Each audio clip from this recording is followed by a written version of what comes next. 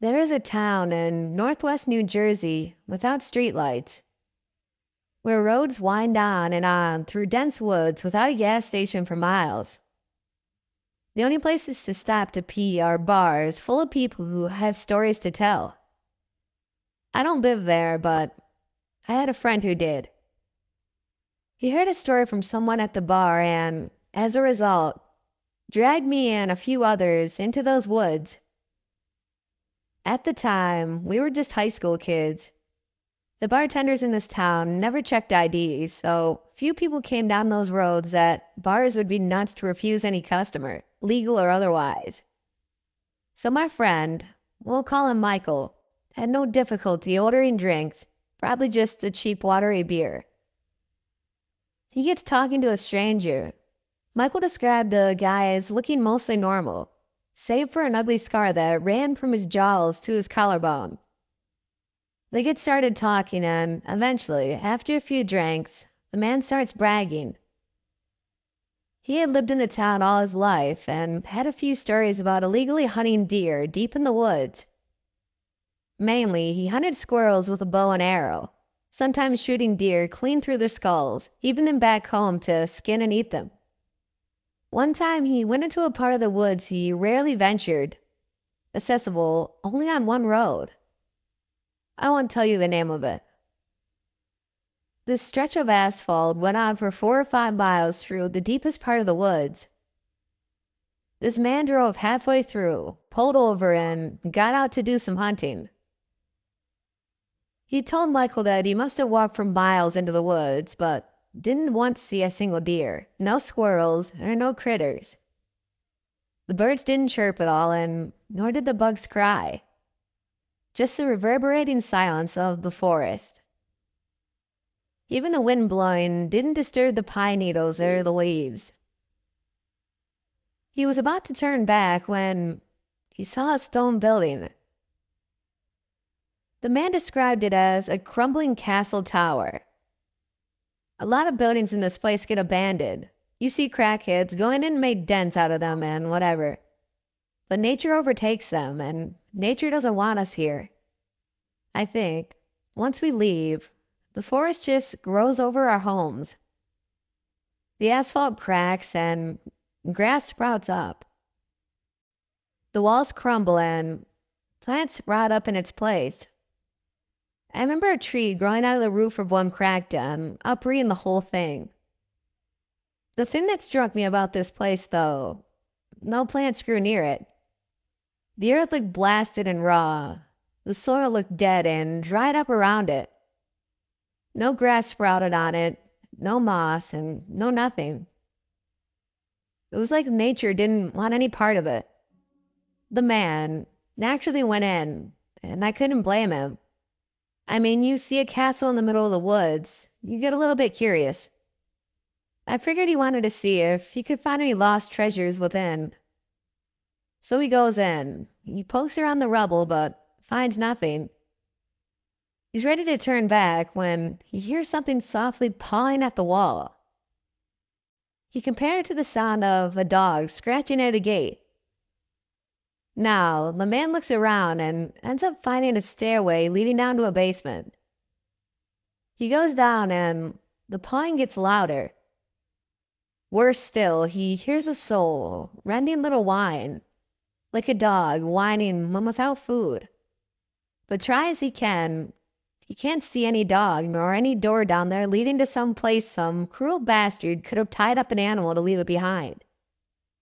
The man turned to leave, hit his foot on the first stair, leading away when that whining turned to a sharp, loud bark, and then another, each bark louder and crueler than the last.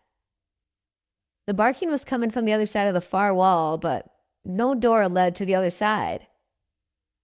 He could do nothing. He left, well aware that a dog must be dying on the other side, but what could he do?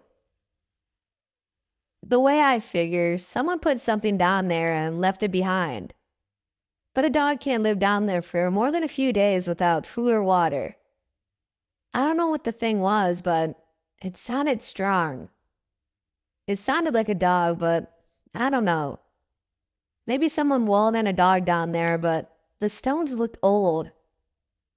If that dog was still strong enough to bark like that, the walls would have been freshly built. But those stones, they looked ancient. But the odd part came as he was returning to his car. For the first time since coming to that forest, he could hear something alive in those woods. A growl. A low, rumbling growl. He told Michael he turned around to see a huge wolf standing under the trees, white fur as though a snowdrift has come alive and taken canine form. It had its head reared down, eyes poised on him, lips drawn, teeth bared. I've seen a lot of things living in these woods, but never a wolf. By the time the man got to his car, he could see wolves coming out from all sides, glaring at him from behind the trees. He did the only rational thing he could do. He got in his car and hightailed it out of there. Only after he put the road behind him did he notice that something had cut him. Not one of those wolves got near enough to hit me, and I don't know when it happened. But I was bleeding and I didn't even notice until I was out of those woods. I needed stitches and everything, but I didn't feel it until I got out of that place. Michael told me and a few other guys the whole story when we hung out. And naturally, it dragged us off to this road. Now, I thought the whole thing sounded cool myself. I love dogs, and I have a Siberian Husky at home who I adore, named Dante. I especially love wolves. Though dangerous, I couldn't pass down the opportunity to see a pack of them. Just in case, though, I brought a combat knife with me and one of my friends brought a pistol. None of us were legally allowed to carry the said weapons, but in this town, the law didn't really apply much. We go into the woods and, like the old man said, it was nothing. Just stretches of trees, rocks, overgrown roots, but not a single living creature. It was actually kind of bizarre. Without the sounds of life, you kind of focus on other parts of nature. I remember thinking how the way the gnarled roots ensnare the earth resembled the way maggots ride through rotting flesh. Pine needles and elm leaves covered up the sun. Even at noon, this place looked perpetually stuck in twilight. So we eventually find the castle. We actually almost passed it, but Michael happened to turn around at the right moment and found it to our rear. It was just like the man said. Nothing grows here, and everything was dead. The closer I get, the more I realize that this wasn't a castle, though. It was more like a stone hut. There weren't enough fallen bricks here to indicate that this building went more than 2 stories tall. Probably someone used to live in these woods, like old settlers or something. I rationalized. Michael didn't buy it. And then again, he probably didn't want to believe that it was just some old pilgrim's house. A castle sounded far more cool. So we go in, kicking around the bricks a little bit. One of my friends brought a spray can with him, and he tried to sign the inside of the walls. But for some reason, the paint wouldn't shoot out. The nozzle was just probably broken. I was the one to hear the scratching first. There's no way that thing is still alive, I remember saying as I led my friends down that stairway to the dark basement. We had flashlights with us, shining all over the barren walls of the subterranean chamber. Not only did we hear the scratching, but we heard a pitiful cry as well. There was an animal in pain down there. Hurt. It sounded like Dante sounded when someone stepped on his tail or foot, but only worse. I remember feeling something rise up in my throat as I searched desperately for some doorway to the other side of that wall. Just something. But we looked all around and it was like the old man said. No door led to the other side. The crying dog lived in a room with no doors. But Michael came prepared for that. He brought a sledgehammer. It took several swings to bring the wall down. The stones buckled in easily at first, and after a while, though, his strengths lost their bite. 4 swings did the work of one of his earlier ones, but eventually, the wall gave. We went in, shining our lights on the inside of this room. I'm not gonna lie, I really didn't know what to expect. Part of me expected to see a wolf or some dog here, even a ghost dog. But I didn't expect an emptied room with a rock sitting in the middle of it. The rock had a sort of ribbon wrapped around it. It looked like a thin fabric, kind of like hemp. But none of us could cut it with our knives. Hell, the knives looked scratched up after even trying to split the ribbon. Someone had painted the walls with old ruins.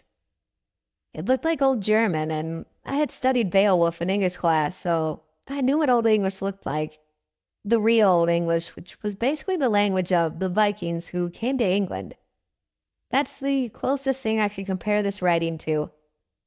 The ruins were written from the inside, so whoever had wrote them down had been inside this room with no doors, which either meant they died here or there was another way out.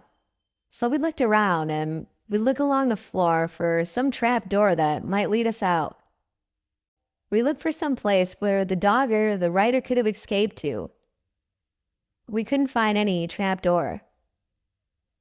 We did find an old hand, though. It was a human hand, ripped off at the wrist. It hadn't even rotted yet. It just sat under the dust along the floor. But something had bitten it off.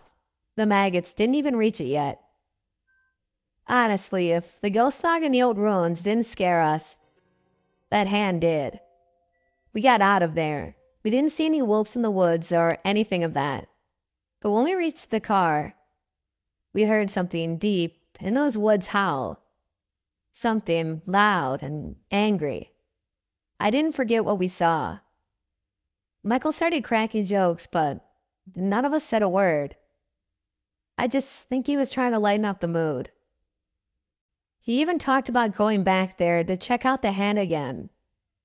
And I suppose he did try to go back, 'cause that's where the police found his body. They found him pulled over to the side of that road after his mom reported him missing. He was in his car, the doors locked. He had crashed into a tree. At first, people just thought he got drunk and killed himself in an accident. I wish that was what happened. But no, something had been in the car with him. Some animal. The seats were clawed up and the steering wheel was twisted and ripped. Something had half eaten him. It clawed out his eyeballs and ripped open his throat.